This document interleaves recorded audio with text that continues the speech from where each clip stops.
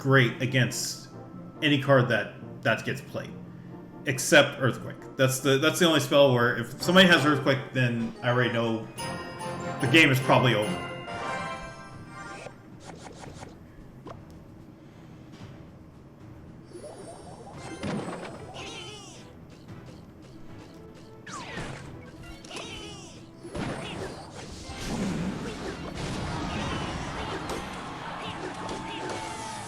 Ooh, I don't have to use that. Okay, nice. Nice. Okay, so let's do that.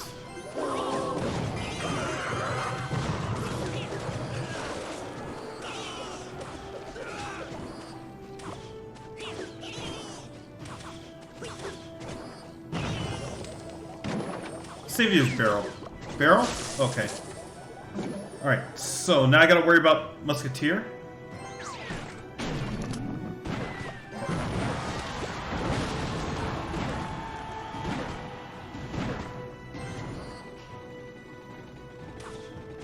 They don't. Oh, okay. No, I still have. Can you help me use Mortar? Mortar? Oh, okay. Well, I would say watch my videos or watch me play. But what you're seeing is you're waiting for me to find the opportunity to use it. I don't just drop it. There's a reason that I played the card.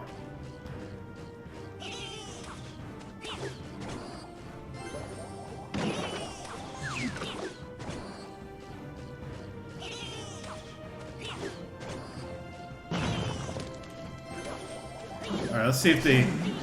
Okay. Alright, let's do that.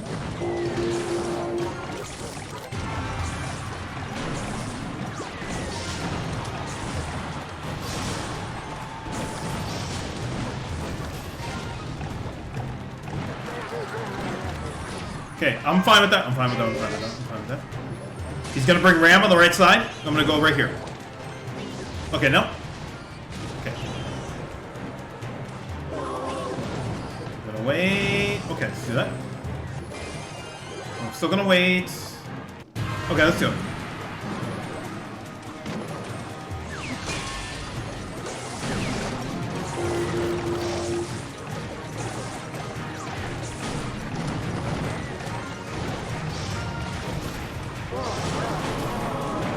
I didn't need to do that, but that's okay.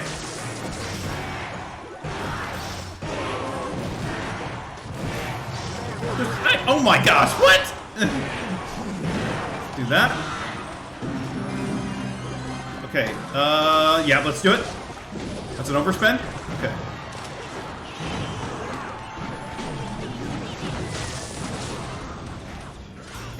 I still get one?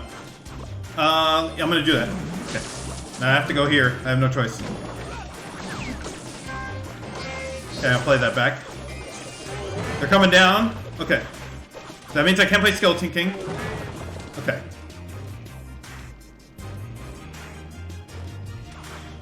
Okay. They're waiting for me to play Mortar. Okay. They are committed to the right side.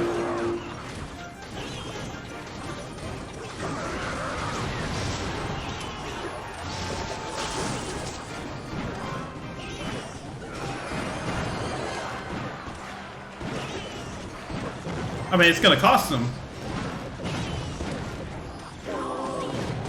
Yep, there's an opportunity right there. If they gotta play, they have to play Pekka now. Yep, okay. So that means I can do this.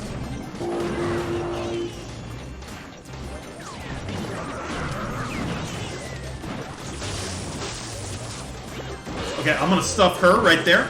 Yep.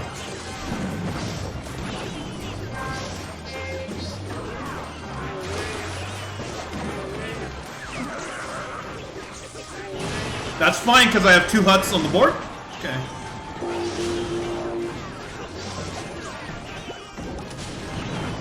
Right now, I'm just playing defense. I don't have to do anything. I don't have to do anything.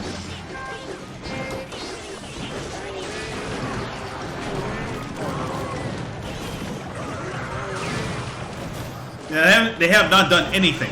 Yeah.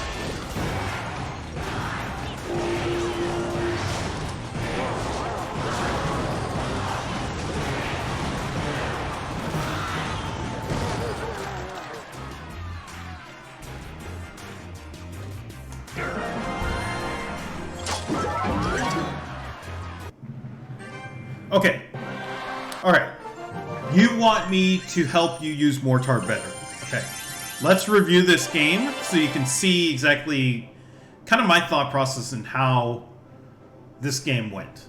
And I'll separate this so that other people can review this later. Okay.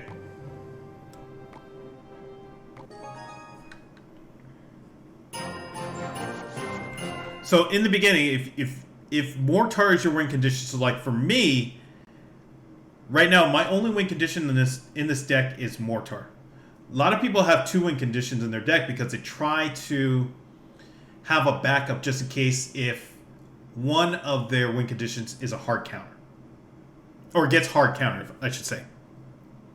But for me, I don't have that option. I have Mortar and that's it. I have to have everybody else, and I've talked about this before with the lineup that I use, is that it's not about the individual parts. It's about everybody doing their job together to create the opportunity for either Mortar to get in, or Cart to get in, or even the Spear Goblins to get in, or Skeleton King at this point. But we're going to focus on Mortar here. So we're looking for the opportunity to play Mortar here in this game. So I see the lineup that I have in the beginning. I have Skeleton King, which I'm not going to play. I usually don't play until Double Elixir, and people who've watched, if you've seen all these games, you notice that I don't play Skeleton King unless I absolutely have to play it in the beginning to save a tower, or there's like a prime opportunity to go for the kill right away. I have Cart, which I'm still trying to get used to playing in the main rotation of the 6 cards that I have. And I have Hut and I have Zap. So ideally for me, the first card I'm going to play is Hut. And I usually play it at 9 Elixir. I don't try to wait till 10 because I am very much against wasting Elixir. If you have 10 Elixir, spend it. Don't wait until your opponent gets to 10 Elixir, or you both get to 10 Elixir, then it just becomes a battle of, oh, okay, I have the better hand rotation and you don't, and I win. No, you want to get building with what you have and cycle to the card that you want. For me, it's Mortar. I have Cart as a good defense. If there happens to be an opportunity in offense, then I'll go for it, but I really want to get to Mortar. I want to get to Fireball. I want to keep building with Hut and Tombstone. So that's why I don't want to waste the elixir. So I go at 9. So there's an opportunity here because they played Musketeer right on the edge. And I have Fireball. Okay, I know that 1 shot plus a Fireball gets rid of Musketeer, so I'm going to go for it and get her out of the game. Now in this spot right here, they play Barrel. Ideally, I would just dump something in there right now to prevent even that barrel from dropping in. And then, or just wait till it falls down and use that. But this situation turned out pretty well because it didn't even get close to the tower, and I had a couple Spear Goblins there. Prevented it from me using Zap. So they go opposite lane with Ram. Now, in this spot here, it's about where I'm going to put the Tombstone. Because they could have a backup, and as we saw in the game, they had Log. They have 3 spells here. They have options. So I want to put Tombstone here just a little bit off to the center. And the reason why it's off to the center is that if there's a Spear Goblin that plays or that spawns right from the hut, hopefully it'll be within range to get the interaction and throw something right at the barbarians. So that's kind of the goal of that right there. So at this point, I've played through the rotation. I still don't have Mortar yet. So now I know that, okay, I can't really go on offense. So I might have to cycle through another set before I can play Mortar. I'm not trying to just play Mortar just to play and get on the tower, because I see a lot of beginner Expo players do this. I see a lot of beginner Mortar players do. They'll just play Mortar just to cycle through and say, hey, I have this card. You have to figure out what to do with it. And that's not really a prime situation. You want to know that the situation that you have is worth the advantage to drop that card in and go for the attack. And right now, we don't have that. My HUD is almost gone. I really don't have a good rotation. I was thinking about using Zap at this point, so I'm just going to play Tesla now, because if they don't do anything, then I can just drop Mortar. But here's the thing about playing Mortar now. Based on the cards that they've cycled through at this point, I already know that they have Musketeer back in their hand. And if I play Mortar toward left center, they're just going to go to the far left and just shoot it out. So there really isn't a great opportunity. I can do one of two things in this situation. I can either just use Zap and cycle and play Hut, and then we start over. Or I play Mortar now knowing that it's probably going to be gone because of Musketeer that will be played on the left. So I decided to go for Mortar here because I thought there was an opportunity. They play Musketeer right there. Now, this is the mistake that they made. They played Fireball. They did not need to play Fireball when Musketeer was one shot away from taking it out. That didn't make sense. That's an overplay on their part. So, because of that, I saw the opportunity to follow up and use a card and go on offense right now. So that's Cart. So if Cart can do its job and take out Musketeer before it loses its wheels, we may have a chance to get something on the tower. With a full Tesla, or not necessarily full, but almost a full Tesla at the river. So that whole Mortar opportunity told me a couple things.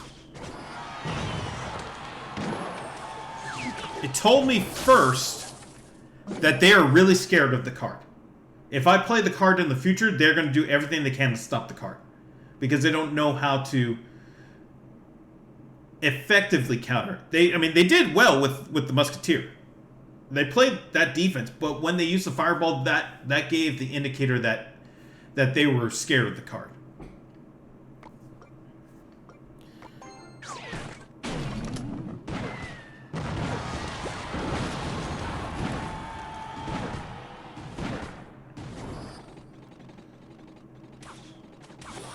So they had to play Mini. They have no choice. They had to play Mini because if they don't, then the tower's down. Or pretty much it's game over right there. And the reason, like I said, I could play very aggressive in that situation because Tesla was still pretty healthy. So we're back into the situation again where we just start over. We cycle Hut. They're going to play Tombstone. And this is the mistake they made because they thought that Tombstone was going to be right on the tower again. But they didn't remember the first time I played it, where it was just right off to right center field. If they played if they played Log in that same spot where I put the Tombstone the first time, that tells me they're paying attention to what's going on. But now they're just like, okay, I'm going to try to see if I can do a 200 IQ play on their Tombstone. And you see how far it is. It's way off. And now I have a bunch of defenders to come back and easily take care of these guys.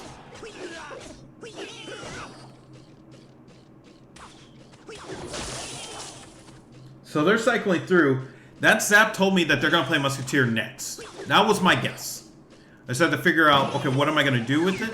So I just play the Tesla, kind of nonchalant, and then play Mortar again. And now they play P.E.K.K.A. in that situation because they need that interaction. Because if in the first interaction that they did with the Musketeer, if we rewind this,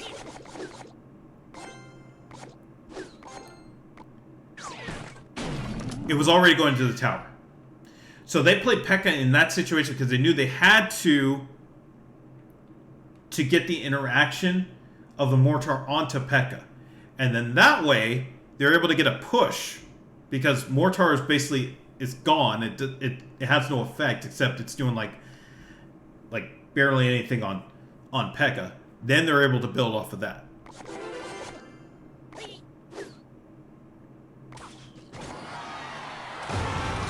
Okay, so we're here. So, like I said, Mortar's gone. Now, in that situation, I'm not mad that Mortar really... I mean, he only got one hit. You know, obviously, would hope for more. I can't be mad at that. My focus now needs to be on... Okay, they are really, really worried about Mortar, but I now have shown that, okay, I have the big swinger that I'm bringing in to end the game right now. I have defenders. I got to play defense and then create the opportunity to bring in Mortar again.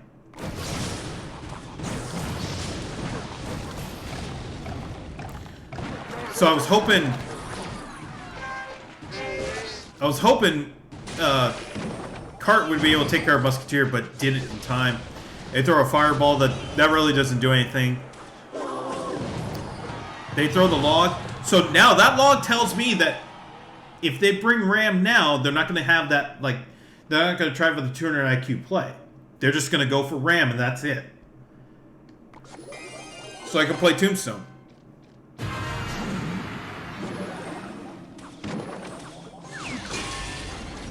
I play Mortar, they're gonna play P.E.K.K.A. And because of that, because they play Barrel, I can play Skeleton King.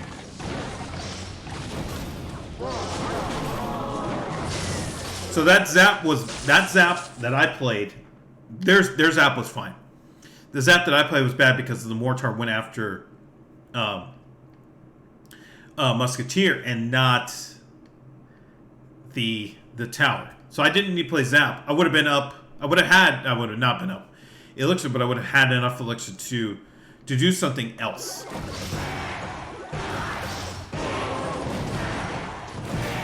And that surprised me.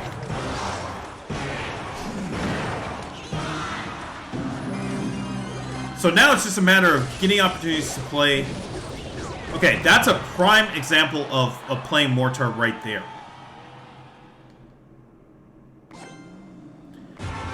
This is the idea of counting in your head. Okay, how much elixir did they just spend?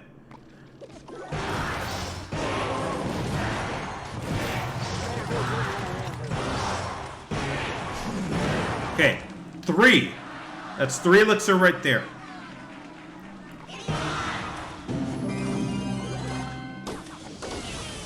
Okay, that is 4 elixir. So in my head, I'm thinking, okay, they really can they really can play just one card. If they have something that they're going to play to try to go on offense, they're gonna do it now. So why don't I try to play Mortar just to see what I can get out of it? This is an opportunity to play Mortar.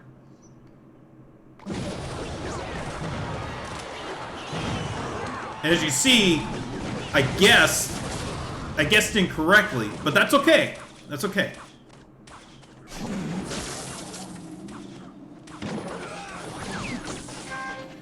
So now they're going for it. I mean, they feel like this is their time to try to win the game right here. And because they didn't do anything in this stretch, this is an advantage for me because all I can do... I mean, what I can really do right now is just build.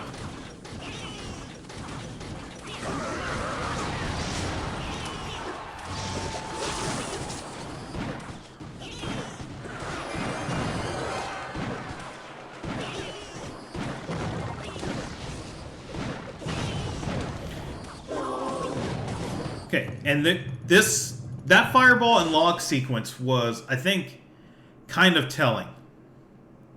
They're still trying to play defense, trying to stop me from getting to the tower. I just stopped their whole offensive attack. They barely did anything. And now they're just throwing spells to try to stop me. this is a prime opportunity to play Mortar. And so they now have no more realistic chance to make a push the way they want to. Because I play them Mortar. That's what I think was key. Again, it comes down to just counting the elixir.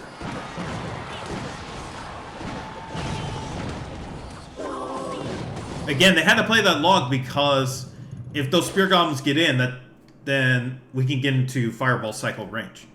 So that's an opportunity to play Mortar right here, and I have a Tesla that can stop it. But I was going to build.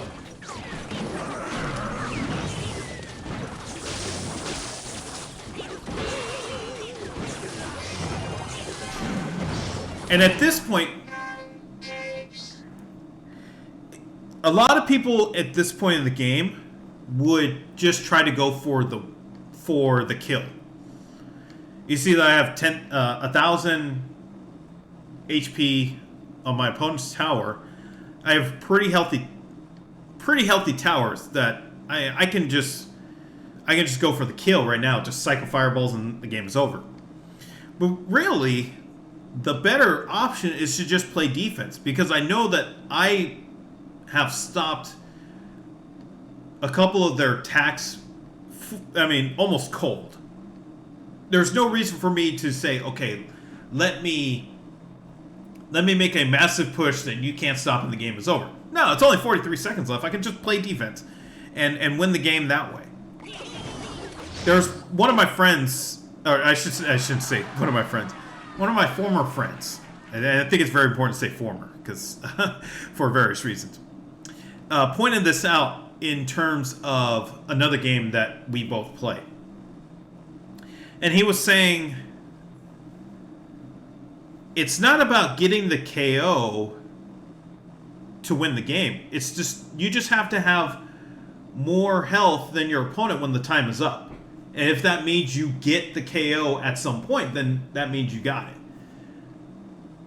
Or you just let it go until time's up and then you win that way. So I always thought about the games I played this way, especially Clash, where now, you know, in the post-tiebreaker era, or tiebreaker era, you know, all you have to do is just play enough defense until the time's up, and that's it. And if you just happen to get the KO with the tower, then that's a bonus. So right now they're going for it, and I think this was a mistake on their end in that they still were committed to going on the right side. There was no reason to do it because they hadn't done anything.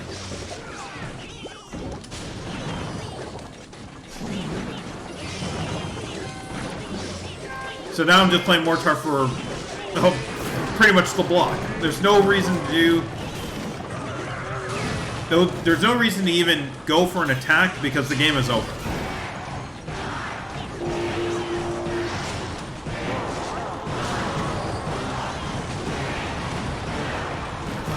Just do the fireball for prosperity and the game is over.